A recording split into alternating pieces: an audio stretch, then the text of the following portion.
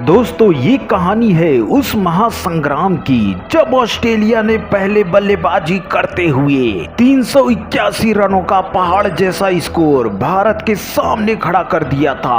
और इतना बड़ा टारगेट भारत को देकर ऑस्ट्रेलियाई खिलाड़ी घमंड में इतने अंधे हो गए थे कि उन्होंने भारतीय टीम को ललकारते हुए कहा था कि सुना है तुम्हारी टीम में मुल्तान का सुल्तान है, दम है तो इस मैच को जीत कर दिखाओ। ऑस्ट्रेलिया के इस ललकार के बाद अब भारत के लिए ये मैच महज एक मैच नहीं था, बल्कि यहाँ बात भारत के लिए आन बान शान की हो चुकी थी। और उस आन बान शान की लड़ाई में सबसे बड़ी अग्नि परीक्षा मुल्तान के सुल्तान वीरेंद्र सहवाग की होने वाली थी।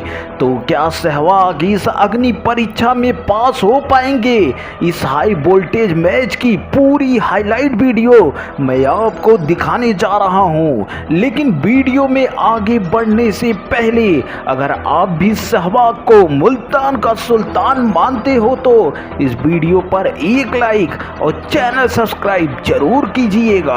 ऑस्ट्रेलिया की टीम 5 वनडे मैचों की सीरीज खेलने भारत के दौरे पर आई थी। इस सीरीज में अब तक 4 मैच हो चुके थे और दोनों टीमों ने 2-2 मैच जीतकर इस सीरीज को अब तक बराबरी पर रखा था। इसलिए इस सीरीज का आखिरी मुकाबला दोनों ही टीमों के लिए करो या मरो का होने वाला था।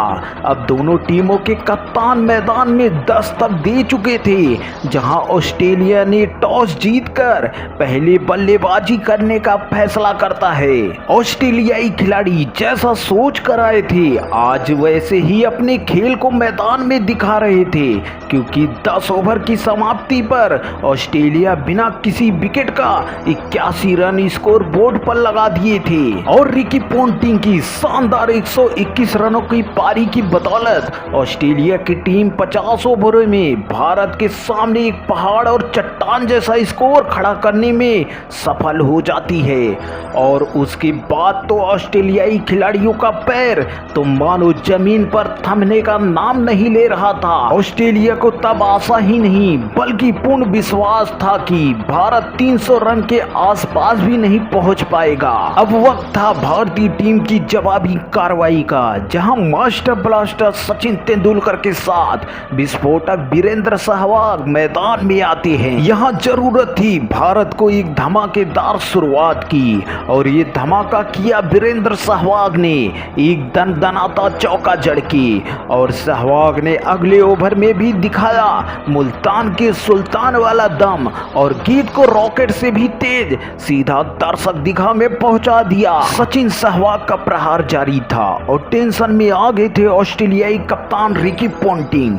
अब तक 11 ओवर का खेल समाप्त हो चुका था और भारत बिना किसी विकेट का 91 रन बोर्ड पर लगा दिए थे। लेकिन तभी मैदान में घटती है ऐसी घटना जिससे समस्त भारतीय फैंस को लगता है तगड़ा झटका, क्योंकि सचिन तेंदुलकर एक बड़ा शॉट खेलने के चक्कर में कैच आउट हो जाते हैं। अब सहवाग का साथ देने सौरव गांगुली मैदान में आते हैं। दूसरी तरफ वीरेंद्र सहवाग का प्रहार जारी था। सौरव गांगुली भी ज्यादा देर मैदान में टिक नहीं पाए, वो भी मात्र 5 रन बनाकर आउट हो जाते हैं। और अब सहवाग का साथ देने राहुल द्रविड़ मैदान में आते हैं। इसी बीच शानदार चौका जड़ वीरेंद्र सहवाग ने अपना अर्धशतक भी पूरा किया, साथ ही भारत का स्कोर भी अब 100 रनों के पार जा चुका था।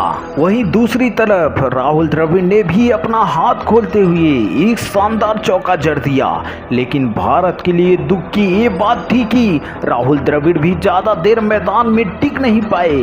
बैक टू बैक विकेट गिरने के बाद भारत पूरी तरह दबाव में आ गया था। लेकिन भारतीय टीम के लिए अच्छी बात ये थी कि सहवाग लगातार चौके छक्के लगाए जा रहे थे।